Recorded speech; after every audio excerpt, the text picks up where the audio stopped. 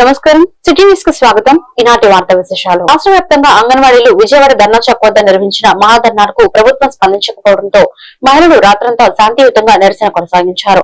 తెల్లవారుజామున పోలీసులు అంగన్వాడీ వర్కర్లు, హెల్పర్లను అరెస్ట్ చేసి ఏలూరు, గుంటూరు వైపు బస్సులో తరలించిన ఘటనకు నిరసనగా రేపల్లిలో ఆందోళనలు చేపట్టారు.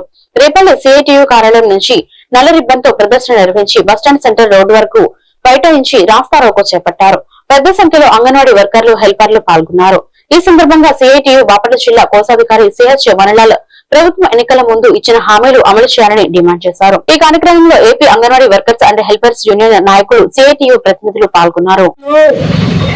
గత ప్రభుత్వంలో 42 రోజుల పాటు సమ్మెని నిర్వహిస్తే ఆ సమ్మె సందర్భంగా అప్పుడు ప్రతిపక్షంలో ఉన్నటువంటి అప్పటి ముఖ్యమంత్రిగా ఇప్పుడు ముఖ్యమంత్రిగా ఉన్నటువంటి చంద్రబాబు నాయుడు గారు కుప్పంలో అంగన్వాడీ మహిళల శిబిరం దగ్గరకు వచ్చారు. అదేవిధంగా ఇప్పుడు కేబినెట్ లో ఉన్నటువంటి అనేక మంది మంత్రులు ఈరోజు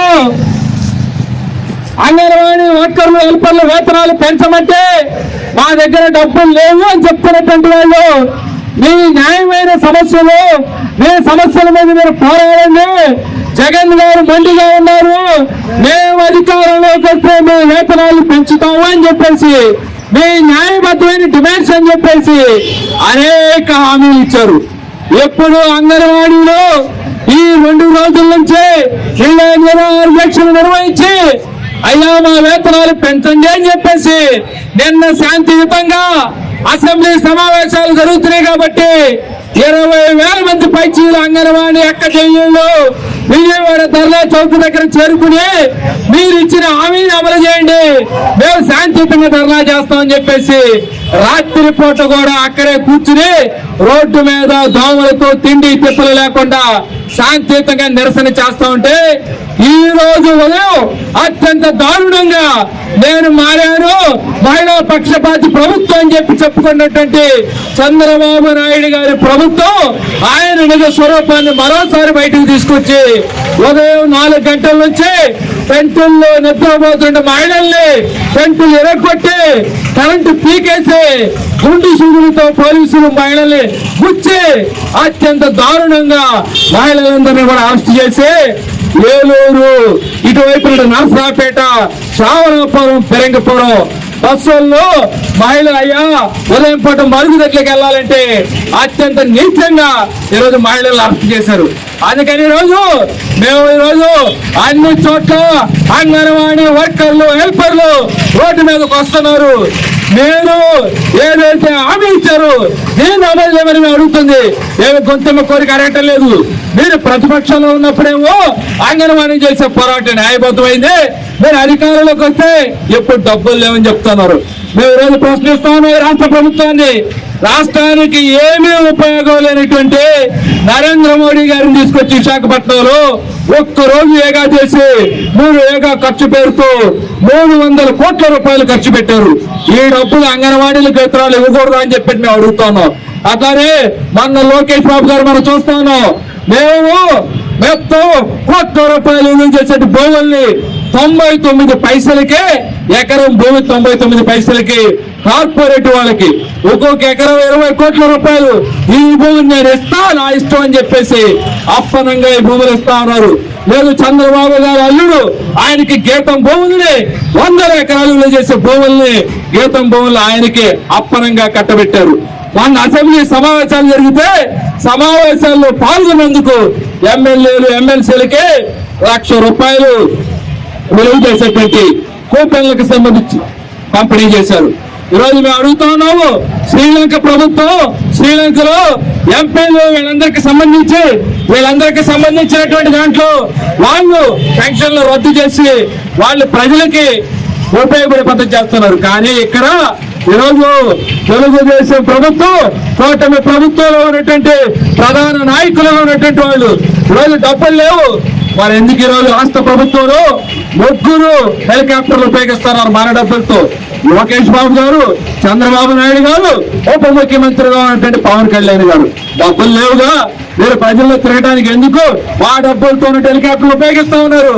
ఒక రోజు ఒక హెలికాప్టర్ ఉపయోగిస్తే రోజు 70 నుంచి 60 లక్షల రూపాయలు ఖర్చు అవుతా ఉంది. మీరు అప్పనంగా డబ్బులు ఖర్చు పెడతా ఉన్నారు. అంగన్వాడీలు వేతనం పెంచమంటే డబ్బులు లేవని అరెస్టు చేస్తున్నారు. మేము ఈరోజు ఈ రాష్ట్రంలో ప్రజాప్రతినిధులను హెచ్చరిస్తా ఉన్నాం. మీరు రేపు ఉగాది పేరుతోనూ ఇంకో దీపావళి పేరుతోనూ రకరకాల పేరుతో మీరు ప్రజల్లోకి రావాలి. రేపు ఈ రాష్ట్రంలో పంచాయతీ ఎన్నికలు, స్థానిక సంస్థల ఎన్నికలు జరగబోతున్నాయి. నేను మా ఇళ్ల దగ్గరకు వచ్చినప్పుడు నేను కొట్టినటువంటి లాఠీ దెబ్బలు, మీరు చేసిన అక్రమ అరెస్టులు మాకు అన్ని గుర్తుంటే మేము గట్టిగా ప్రశ్నిస్తాం.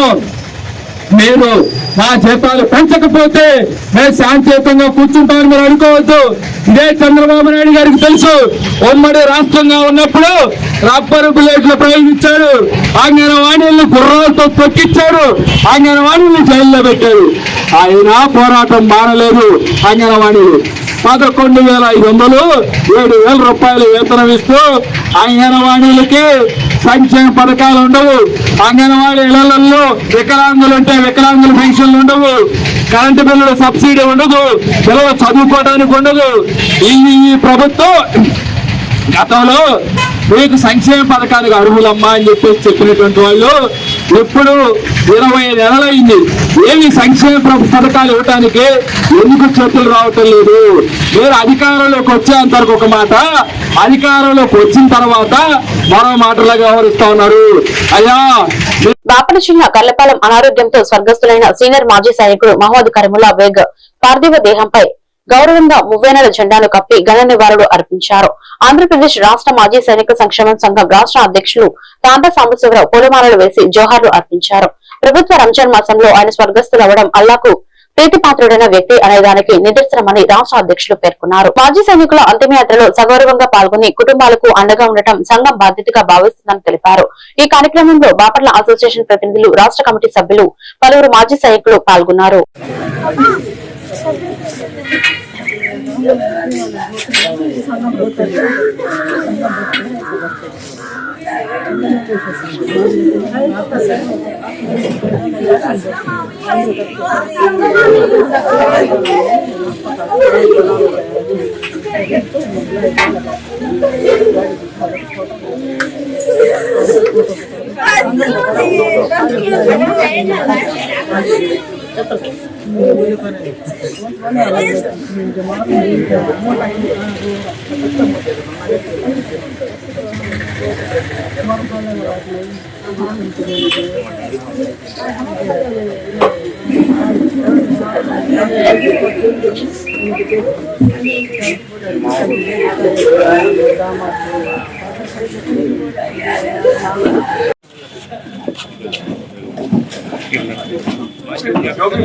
शामिल हो सकते हैं। सामने से ये चल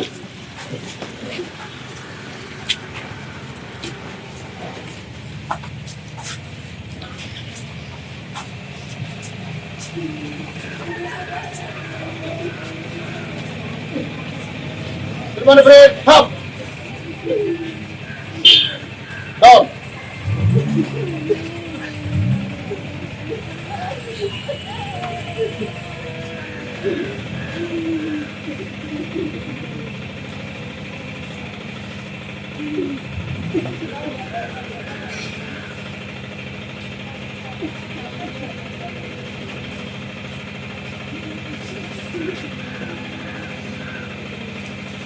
Ceremony break.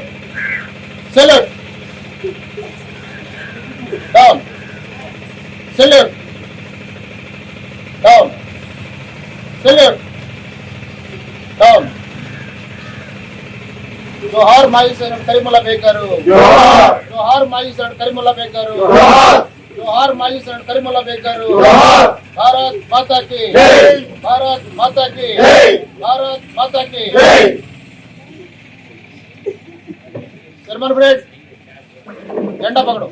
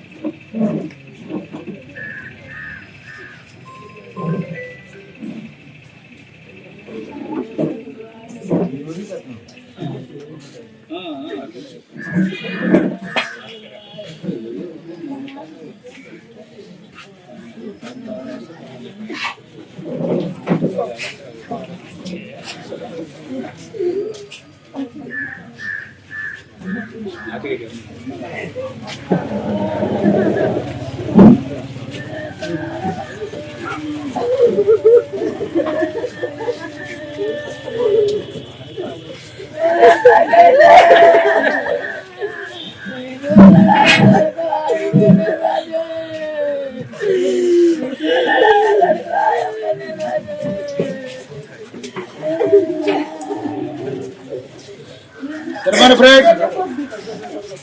Veshram. Ninth.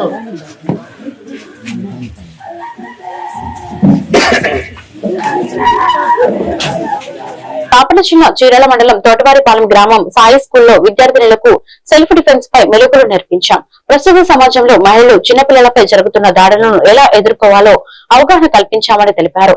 Rural police station SI ఈ కార్యక్రమంలో సెక్యూరిటీ టీం బృంద సభ్యులు హెడ్ కానిస్టేబుల్ సుబ్బారావు పాల్గొన్నారు.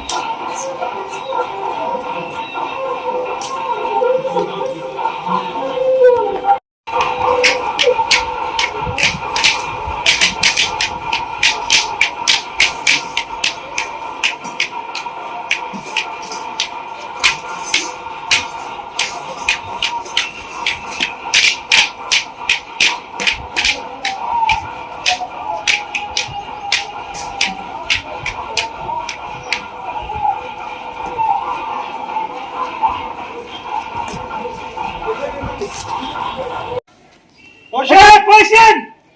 Hey! Hey! Hey! Hey! Hey! Hey! Hey! Hey! Hey! Okay, position up! Palnadu జిల్లా తెలుగుదేశం పార్టీ కార్యాలయంలో తెలుగు యువత ఐటీడీపీ ప్రెసిడెంట్ తో కీలక సమావేశం నిర్వహించారు. ఈ సమావేశంలో జిల్లా పార్టీ అధ్యక్షుడు షేక్ జానీ సైదా, నర్సరావుపేట ఎమ్మెల్యే డాక్టర్ చంద్రవాడ అరవింద్ బాబు పాల్గొన్నారు.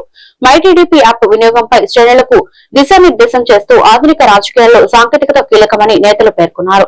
పార్టీ కార్యకలాపాలు, సేవా కార్యక్రమాలను డిజిటల్ మాధ్యమాల ద్వారా ప్రజల్లోకి తీసుకెళ్లాలని పిలుపునిచ్చారు. గ్రామ స్థాయి నుంచి పార్టీ బలోపేతానికి ఈ యాప్ దోహదపడుతుందని తెలిపారు. ఈ కార్యక్రమంలో ఐటీడీపీ ప్రతినిధులు, తెలుగు యువత నాయకులు, పార్టీ కార్యకర్తలు పాల్గొన్నారు. ధన్యవాదాలు. అదేవిధంగా మన పల్నాడు జిల్లా అధ్యక్షులు జాన్ సైదా గారికి, అదేవిధంగా మైటీడీపీ యాప్ కోసం వచ్చిన మన యువకులందరూ కూడా ధన్యవాదాలు తెలియజేస్తారు. ముఖ్యంగా మన చీఫ్ మేనేజర్ మరి అసెంబ్లీ సెగ్మెంట్ నర్సరావుపేట రావు శ్రీనివాస్ గారికి కూడా ధన్యవాదాలు. మనం 7 ఏళ్లుగా అందరూ కూడా కలిసికట్టుగా పనిచేస్తున్నాము. ప్రతి కార్యక్రమాన్ని ప్రజల్లోకి తీసుకెళ్ళడానికి మన చంద్రబాబు నాయుడు గారు మంచి ఆలోచనతోటి ముఖ్యమంత్రిగా ఉండి, అదేవిధంగా డిప్యూటీ సీఎంగా పవన్ కళ్యాణ్ గారు మైటీడీపీ యాప్ని ప్రవేశపెట్టడం జరిగింది. దీనివల్ల నాయకులు కానీ, కార్యకర్తలు కానీ, అదేవిధంగా మరి మహాశక్తి మహిళలందరూ కూడా యాప్ని అప్లోడ్ చేసుకోవడం వల్ల మనం అందరం కూడా మన సూపర్ 6 పథకాలన్నీ కూడా ప్రజలకి చేరువవడానికి, అదేవిధంగా పెన్షన్స్ కూడా మరి ప్రజలకి ఏదైనా ఇబ్బందులు ఉంటే దాన్ని కూడా మనం ప్రజల దగ్గరికి తీసుకెళ్ళడానికి, హౌసింగ్ సైట్స్ కానీ, అదేవిధంగా హౌసింగ్ కార్పొరేట్లో ఉన్న లోన్స్ రాపోయినా కానీ వీటన్నిటి కూడా ప్రజల దగ్గర తీసుకెళ్ళాలి. ప్రజలతో మమైకమై వాళ్ళకున్న ఇబ్బందులను క్లియర్ చేయడానికి మైటీడీ యాప్ ద్వారా మనం అందరం కూడా ప్రజల్లోకి వెళ్ళడానికి ఎక్కువ అవకాశాలు ఉన్నాయి. అందుకని ఎక్కువ మంది మైటీడీ యాప్ని మన టీడీపీ నాయకులు, కార్యకర్తలు కనుక ఇన్స్టాల్ చేసుకుంటే కనుక ప్రజలకి ఇబ్బంది వచ్చినా మనతో డైరెక్ట్గా మైటీడీ యాప్లో వాళ్ళే మనకు తెలియజేస్తారు. దానికి మనం తగిన సహాయం వాళ్ళు చేయడానికి అవకాశం ఉంటుంది. కాబట్టి అందరూ కూడా మైటీడీ యాప్ని ఎక్కువ వాడుకోవాలి. మరి టీఎన్ఎస్ఎఫ్ కానీ, తెలుగు యువత కానీ వీళ్ళందరూ కూడా దీన్ని ఎక్కువగా ఇన్స్టాల్ చేసుకోవాలి. అందువల్ల ఈ కార్యక్రమాన్ని ఎక్కువగా యూత్లో తీసుకెళ్ళాలి. ముఖ్యంగా చదువుకున్న మహిళలు కానీ చదువుకున్న యువకులు కాలేజీలో కూడా వెళ్ళి మనం అందరూ కూడా మైటీడీ యాప్ని మరి అందరూ కూడా చేరువేటెడ్ చేయాలని చెప్పి కార్యక్రమం చేపట్టడం జరిగింది. మన నర్సాపేట అసెంబ్లీ ఆఫీసులో ఈ కార్యక్రమాన్ని ఇన్స్టాల్ చేయడం జరిగింది.